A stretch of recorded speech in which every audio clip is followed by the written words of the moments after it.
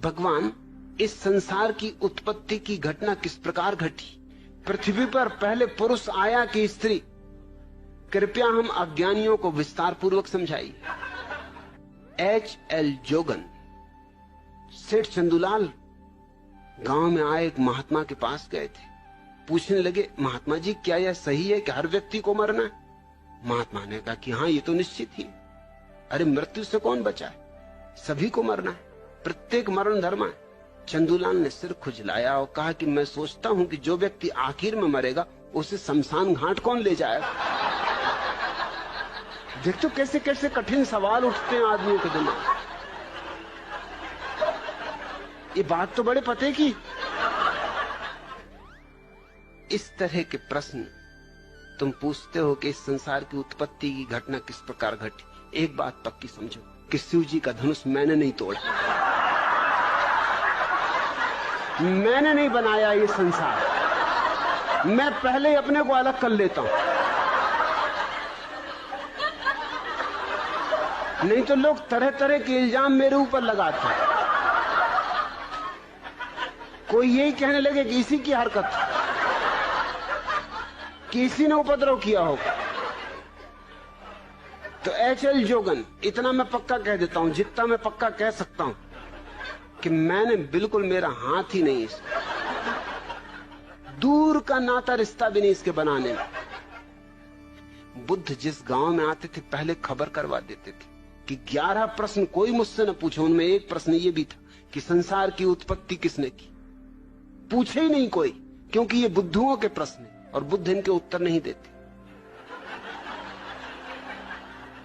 मेरे दादा मुझसे पूछा करते थे, अक्सर औरों से भी पूछा करते थे, लेकिन जब उन्होंने मुझसे पूछा तो फिर पूछना बंद कर दिया। वो पूछा करते थे कि अक्ल बड़ी की भैंस। अब उनको कौन उत्तर दे। मुझसे एक दिन पूछ बैठे, मैंने कहा भैंस। उन्होंने कहा क्यों? मैंने कहा क्योंकि भैंस ये सवाल नहीं पूछती।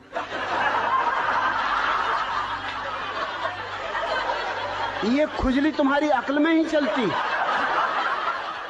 भैंस तो बिल्कुल परमहंस दशा में।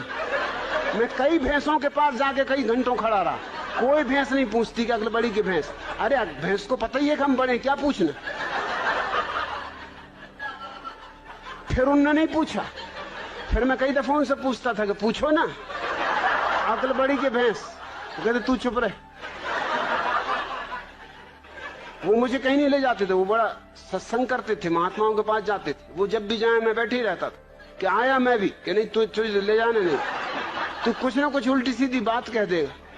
मैंने कहा उल्टी सीधी बातें तुम लोग करते हो, मैं सीधी साधी बात करता हूं। अब तुम ये बात पूछते हो अक्ल बड़ी की भैंस, और मैंने सीधा उत्तर दे दिया कि भैंस, तो तुमको लगता है उल्टी सीधी बातें कर रहा हूं। अरे आने दो, मैं भी तुम्हारे महात्मा को जरा दिखाऊंगा। एक दफा मुझे ले गए, सिर्फ एक दफा ले गए। एक महात्मा के पास गए वो मिलने, मुझे ले गए।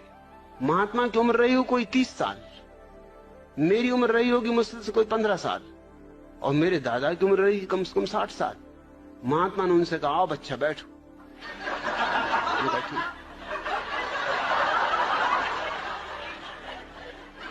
मेरे दादा ने मुझसे कहा तुम्हें कुछ पूछना तुम पहले पूछ लो, नहीं तो फिर गड़बड़ हो जाएगी, फिर मैं पूछ लूं।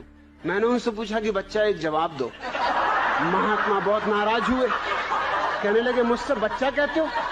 मैंने कहा तुम मेरे दादा को बच्चा कह रहे हरामजादे, 60 साल की उम्र के बूढ़े को बच्चा कह रहे, 30 साल के तुम हो, 15 साल का मैं हूं, तो कोई गणित में गलती कर रहा हूं? तुम बच्चा नहीं महाबच्चा हो। मेरे दादा ने मुझे फौरन बाहर निकाला, तू जा भैया, तू घर जाओ, कभी मेरे साथ मत आना। क्या बातें पूछ रहे हो? सृष्टि को किसने बनाया? जान भी लोगे तो क्या करोगे? क्या फिर से बनाना है? एक से ही मन नहीं भरा। अरे इतना ही जान लो कि अपना अज्ञान कैसे मिटे।